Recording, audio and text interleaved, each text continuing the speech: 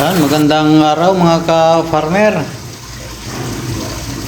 Yan, gawan natin ng extension yung submersible natin para ilagay natin doon sa aking mga tilapia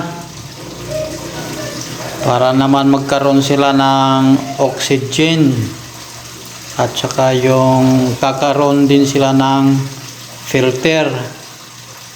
So, yan, lagyan muna natin ng insulator o scotch tape ang bahagi na yan ng wire kasi mayroong lamat, baka lumabas yung conductor ay makuryente pa tayo, kaya lagyan natin ng tape para safety tayo. Kailangan kasi natin gumawa ng extension, na masasaksakan ng ating submersible water pump.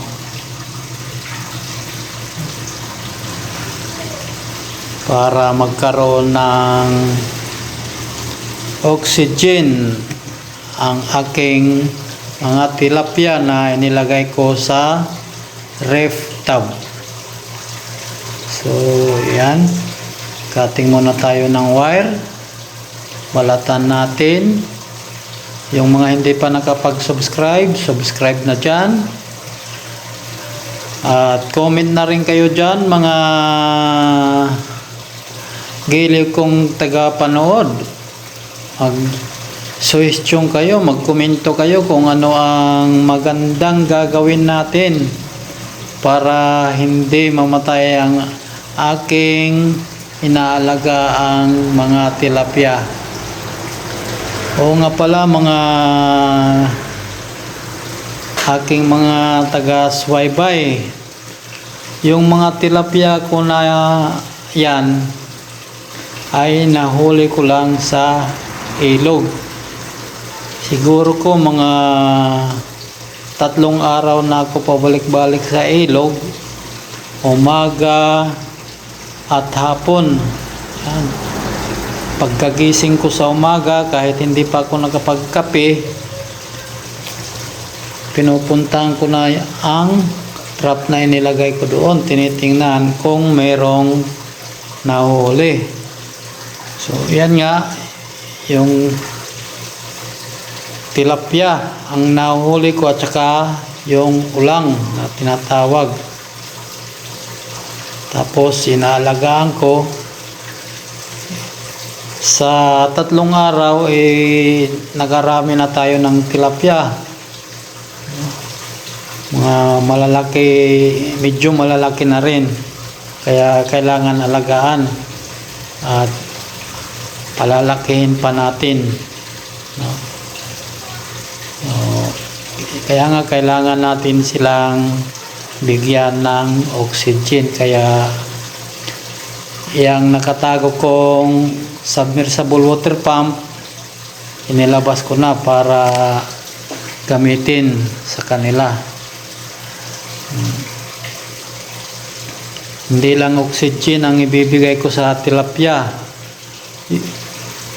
magkakaroon pa sila ng filter.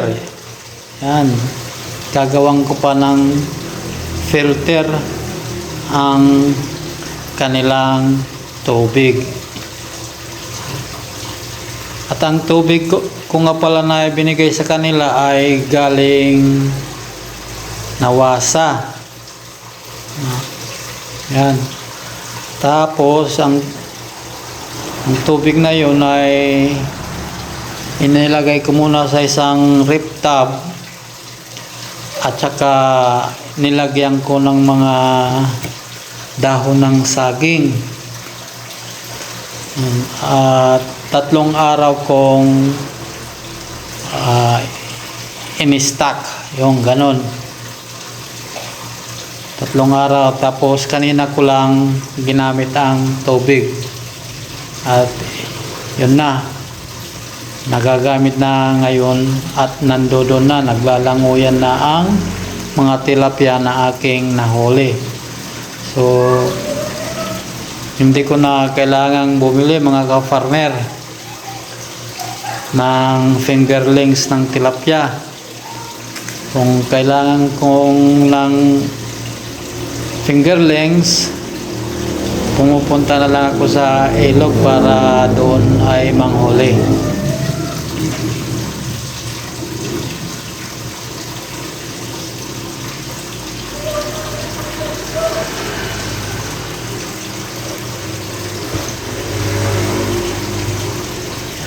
Ang tagal kong gumawa ng extension.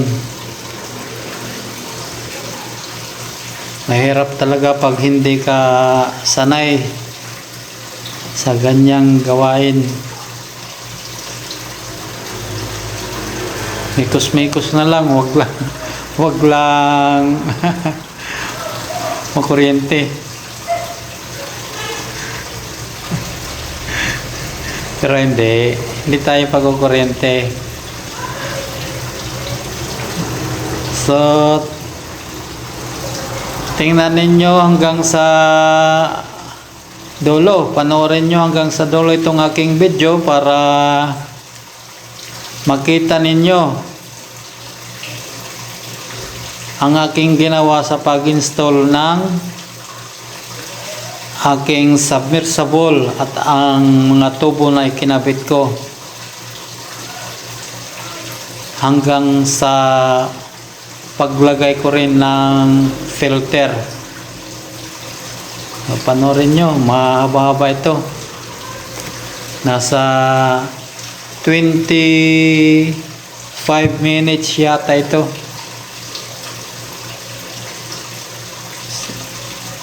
Kung ika nga patience lang tayo. Hinahon lang tayo, manood lang tayo hanggang sa matapos. Kung mayroon kayong karagdagang idea, yan, i-comment nyo po at nang matingnan ko kung maganda. Dahil kung magandang idea naman, edi gawin natin.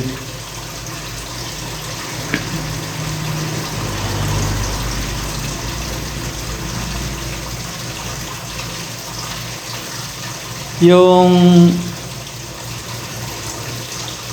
aking submersible tapos filter, malakas kasi ang higop ng tubig ng water pump, kaya dalawang tubo ang sa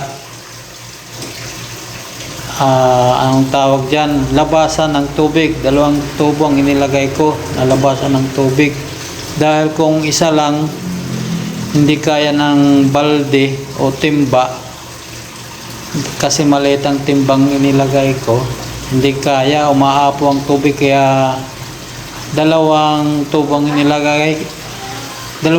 inilagay ko at saka binutas-butasan ko ang ilalim. Marami rin ang butas sa ilalim. Ginawa ko yon para hindi umapaw ang tubig sa balde o sa timba. So ayan, tinitingnan na natin ang haba ng wire, kung kaya ba, paabot pa.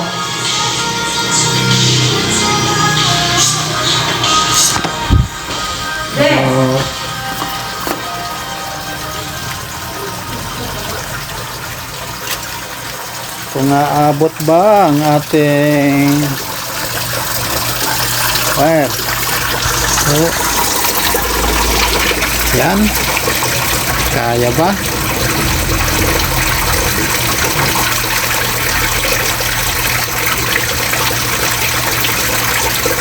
Yun, kaya. Diyan ko isasagsak yung extension wire na ginawa ko.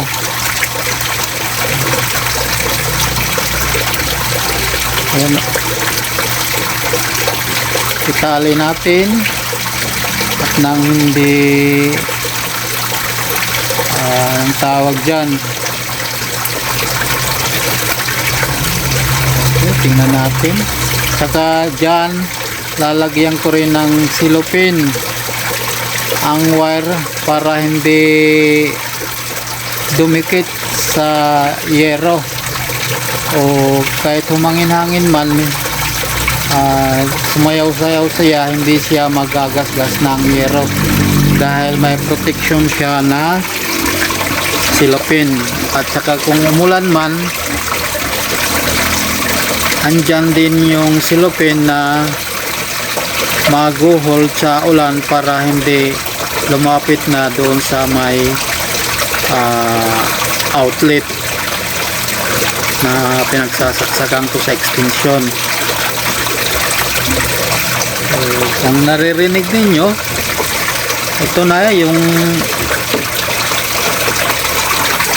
extension, yung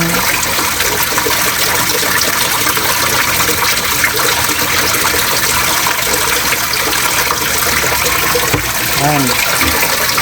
Ito na yun yung ginagawa ko dyan, naririnig ninyo.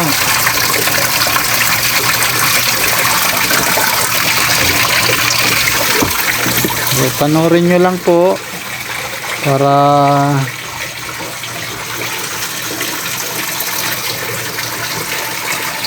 makita ninyo kung paano ko in-install.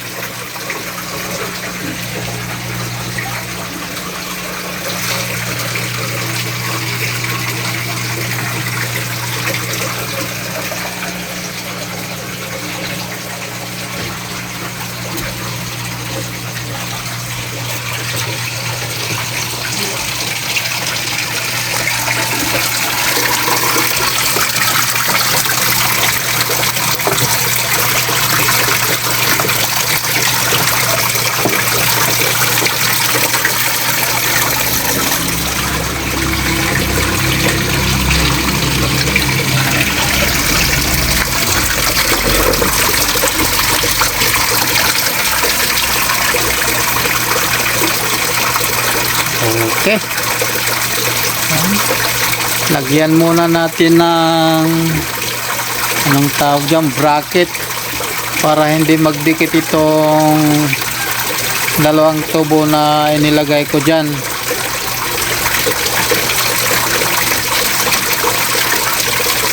Talian natin. Tapos naglagay ako ng nylon para ipantay natin yung i-align natin ang tubo na ang taas niya doon sa kanilang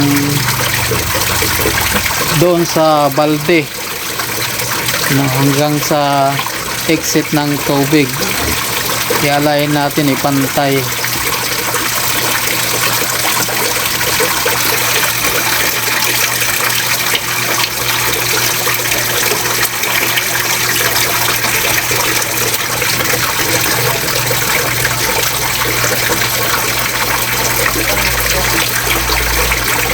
Yan, mat natin ng konti kasi nakalaylay.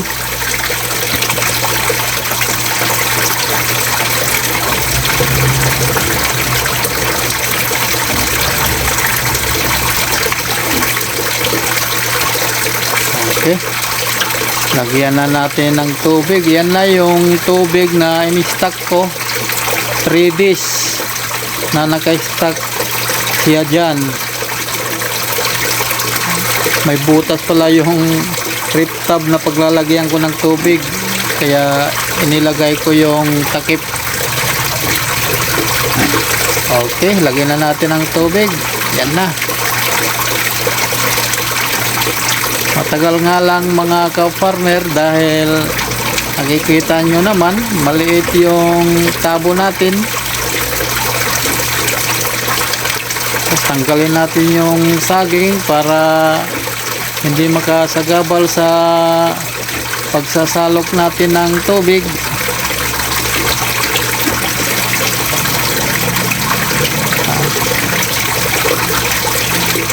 At mamaya lalagyan ko ulit yan ng tubig at yung saging din na yan, yung daon ng saging ay babalik ko rin para mayroon din akong reserba na tubig.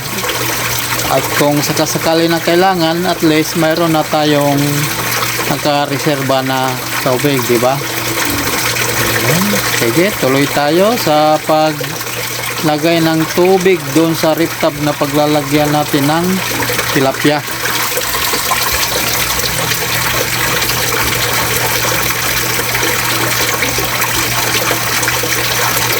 Yan na.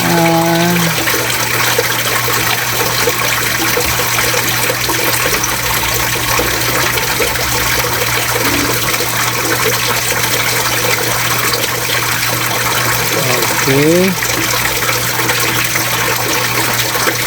Nakailang tabo na kaya ko?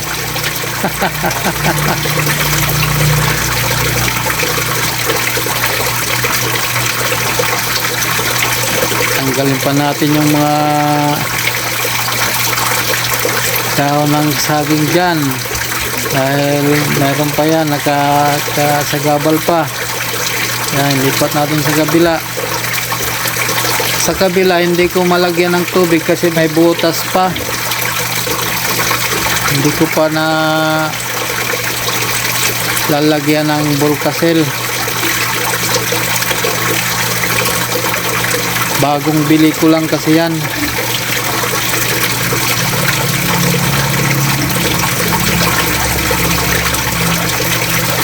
Malapit na siguro ang matapos. Okay, meron pa ba?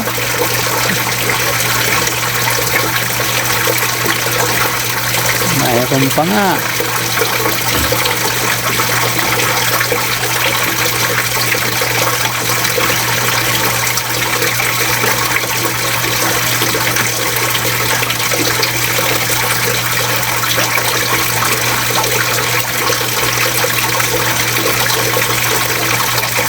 Okay, sinaksak ko na mga ka-farmer yung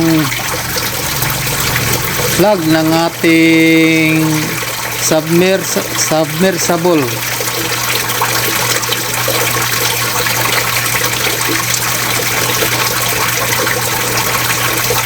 Okay.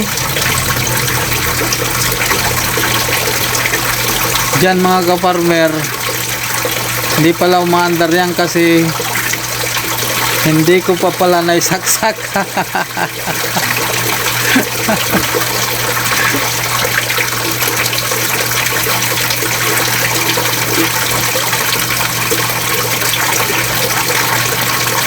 Okay.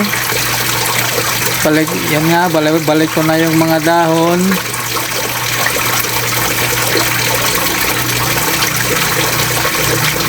Tapos lalagyan ko ulit ng tubig.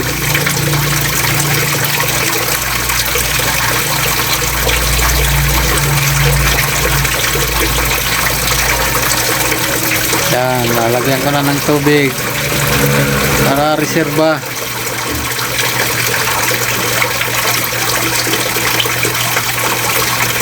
Kikita niyo yung gripo namin, yan, nilagyan ko rin ng air pressure. DIY na naman ulit yan para lumakas yung tubig.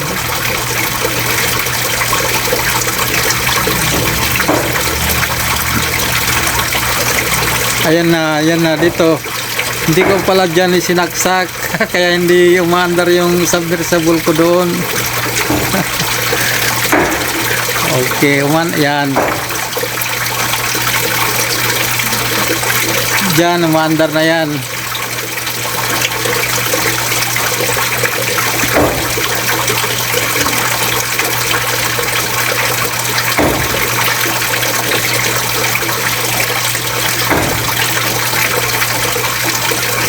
So makikita ninyo mga ka-farmer yung pag-install ko ng tubo, no?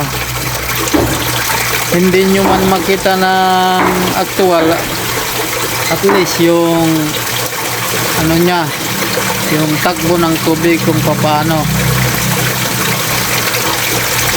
Yan o. Yan yung outlet ng exit ng tubig, dalawang tubo yan. So makikita ninyo itong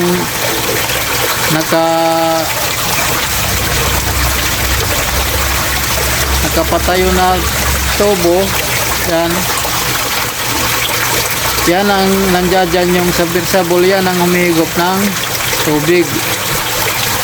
Yan o. Pakyat ang tubig. Tapos dadalhin niya dito sa timba sa ilalim dyan. Pag angat ng tubig, lalabas na dito sa dalawang tubo. So maraming salamat sa panonood.